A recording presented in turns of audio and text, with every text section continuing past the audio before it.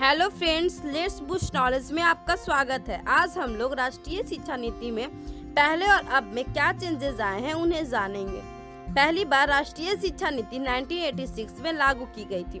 1992 में इस नीति में कुछ संशोधन किए गए थे। उस समय पूर्व प्रधानमंत्री राजीव गांधी की अध्यक्षता में हुई थी, पर अब 34 साल बाद देश में एक नई शिक्षा नीति लागू की जा रही है, जिसे प्रधानमंत्री नरेंद्र मोदी की अध्यक्षता में मंत्रिमंडल में नई मंजूरी दे दी गई है। इस शिक्षा नीति में स्कूल शिक्षा से लेकर उच्च शिक्षा तक कई बड़े बदलाव किए गए हैं। नई शिक्षा नीति के तहत स्कूली शिक्षा में 10+2 फॉर्मेट को खत्म कर दिया गया है। पहले जानते हैं कि 10+2 फॉर्मेट में क्या है। 10+2 का मतलब है कि छात्र 10वीं तक सेकेंडरी शिक्षा लेगा, उसके बाद 2 वर्ष सीनियर सेकेंडरी की शिक्षा प्राप्त करता है और लास्ट का 3 वर्ष ग्रेजुएशन का पढ़ाई करता है। अब इसे पूरी तरह खत्म कर दिया गया है। अब इस बदलाव के बाद इसे 5+3+3+4 फॉर्मेट पर चलाया जाएगा। स्कूल की 5 वर्ष की पढ़ाई फाउंडेशन स्टेज मानी जाएगी, यानी इस 5 वर्षों में छात्रों की डेवलपमेंट की नींव तैयार की जाएगी। इसका पाठ्यक्रम NCERT द्वारा दिया जाएगा। इसमें प्री प्राइमरी के 3 वर्ष और पहली एवं दूसरी कक्षा के 2 वर्ष होंगे। इन्हें पाठ्यक्रम के साथ साथ एक्स्ट्रा करिकुलम एक्टिविटी को भी पढ़ाई कराई जाएगी। खेल कूद और अलग अलग गतिविधियों को भी पढ़ाई कराई जाएगी। इसके बाद 3 साल कक्षा 6 to 8 का मध्य चरण और 9 to 12 कक्षा तक की पढ़ाई को आखिरी स्टेज होगी। इन 4 वर्षों में छात्रों की एक सब्जेक्ट में समझ को बढ़ाएगी, उनकी विश्लेषण करने की क्षमता को विकास करेगी और जीवन में जो लक्ष्य है उनको प्रेरित करेगी। अब यह जानते हैं कि 5वीं तक की पढ़ाई मातृभाषा, स्थानीय भाषा और राष्ट्रभाषा में कराई जाएगी। उन पर किसी भाषा को थोपा नहीं जाएगा। अब अंग्रेजी में पढ़ाई की अनिवार्यता नहीं होगी। यह एक बहुत बड़ा बदलाव है। अब अंग्रेजी को एक सब्जेक्ट के तौर पर पढ़ाया जा सकता है। स्कूल में पहले जबरदस्ती अंग्रेजी पढ़ाई जाती थी, पर अब यह अनिवार्य नहीं है। स्कूल में स्ट्रीम सिस्टम अब खत्म हो गई है, यानी कॉमर्स का कोई छात्र आर्ट्स पढ़ने में रुचि रखता है तो वह आर्ट्स ले सकता है, उसमें पढ़ाई कर सकता है। पहले ऐसा नहीं था। जो साइंस स्ट्रीम ले लिया वह आर्ट्स का पढ़ाई नहीं कर सकता है। अब इस शिक्षा नीति से छात्र अपने रुचि के अनुसार अपना सब्जेक्ट ले सकते हैं और एग्जाम में अपनी भाषा में दे सकते हैं। अब रटने पे ध्यान नहीं देना है, केवल समझ पर ध्यान दिया जाएगा। ग्रेजुएशन की पढ़ाई को 3 से 4 साल के कोर्स ड्यूरेशन में बांट दिया जाएगा। पहले छात्र ग्रेजुएशन की पढ़ाई करते समय किसी कारणवश बीच में ही पढ़ाई छोड़ देते थे तो उसे कोई सर्टिफिकेट नहीं दिया जाता था, और अगर वह फिर से पढ़ाई कंप्लीट करना चाहते थे तो उन्हें 1 ईयर से पुनः पढ़ाई स्टार्ट करनी पड़ती थी। पर अब ऐसा नहीं। 1 वर्ष के बाद कॉलेज छोड़ देता है तो उसे सर्टिफिकेट दिया जाएगा, और अगर 2 वर्ष के बाद छोड़ देता है तो उसे डिप्लोमा दिया जाएगा।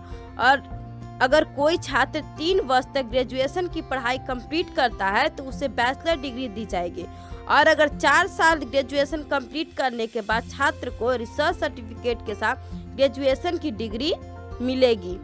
इस 4 वर्षों की कोर्स में स्कूल के छात्रों की तरह कॉलेज के छात्रों को भी अलग अलग विषय में एक साथ पढ़ सकते हैं। मल्टी एंट्री और मल्टी एग्जिट व्यवस्था। इस व्यवस्था को मल्टी एंट्री और मल्टी एग्जिट वाली व्यवस्था कहा जाता है, यानी छात्र जिस विषय की पढ़ाई करना चाहे वह अपने रुचि के अनुसार कर पाएंगे। अगर वह किसी कारणवश पढ़ाई छोड़ने की मजबूरी में आ भी जाते हैं तो वह पढ़ाई छोड़ सकता है। वह जितना पढ़ाई किया है, यानी 1 वर्ष कंप्लीट किया है तो उसे सर्टिफिकेट मिलेगा, और जब चाहे वह 2nd वर्ष में पढ़ाई स्टार्ट कर सकता है और यह सर्टिफिकेट द्वारा उसे क्रेडिट किया जाएगा और उसे एकेडमिक बैंक ऑफ क्रेडिट में जोड़ दिया जाएगा। यह पूरी तरह डिजिटल किया गया है। शिक्षा नीति में अब स्कूली कॉलेज फीस को निश्चित फीस से ज्यादा फीस नहीं ले पाएगा। कक्षा 6 से ही वोकेशनल कोर्स शुरू कर दिया जाएगा। कक्षा 6 के बाद ही छात्रों को कंप्यूटर कोडिंग सिखाई जाएगी और कक्षा 6 से ही जिस छात्र को जिस सब्जेक्ट में रुचि है उसमें इंटर्नशिप करने का मौका मिलेगा। अगर किसी बच्चे को सॉफ्टवेयर में इंटरेस्ट है तो वह सॉफ्टवेयर कंपनी में स्कूल के दौरान ही इंटर्नशिप करने जा सकता है। कक्षा 9 से 12 तक के छात्रों की परीक्षाएं अब सेमेस्टर वाइज होगी, यानी एक वर्ष में 2 सेमेस्टर की परीक्षा होगी। हर 6 महीने पर एक सेमेस्टर की परीक्षा होगी। इसके अनुसार ही पाठ्यक्रम सेट की जाएगी। पहले साल की आखिरी में परीक्षा होती थी। कुछ छात्र साल की आखिरी में पढ़ाई कर अच्छे नंबर ले आते थे और वे पूरी साल पढ़ाई नहीं करते थे, पर अब छात्रों को पूरी साल पढ़ाई करनी पड़ेगी। रिपोर्ट कार्ड बच्चों के पोर्टफोलियो 360 डिग्री असेसमेंट के आधार पर तैयार होगा। स्कूली शिक्षा सचिव ने बताया कि बच्चों के रिपोर्ट कार्ड के स्वरूप में बदलाव करते हुए समग्र मूल्यांकन पर आधारित रिपोर्ट कार्ड की बात कही गई है। हर कक्षा में जीवन कौशल परखने पर जोर होगा ताकि बच्चा 12वीं कक्षा में निकलने के बाद उसके पास पूरा पोर्टफोलियो होगा। इसके अलावा पारदर्शी एवं ऑनलाइन शिक्षा को आगे बढ़ाने पर जोर दिया जाएगा। कॉलेज के छात्रों में भी बदलाव किए गए हैं। अब छात्र कॉलेज में एडमिशन के लिए कॉमन एप्टीट्यूड टेस्ट दे पाएंगे। इसका मतलब यह है कि जो छात्र 12वीं कक्षा में marks college cut off percent में नहीं आ पाए हैं तो वह कॉमन एप्टीट्यूड टेस्ट देकर एडमिशन ले सकते हैं। आइए अब हम जानते हैं कि इस नई शिक्षा नीति कब लागू होगी। यह नीति 2021 या 2022 के एकेडमिक सेशन तक लागू हो जाएगी। नेशनल हायर एजुकेशन बिल, इस बिल को मंजूरी मिलते ही हर राज्य के सरकार को भी इस पर कानून बनाकर अपने राज्य में इसे लागू करेगा। इस शिक्षा नीति के अनुसार मानव विकास मंत्रालय का नाम बदलकर शिक्षा मंत्रालय कर दिया गया है। आज का वीडियो इतना ही।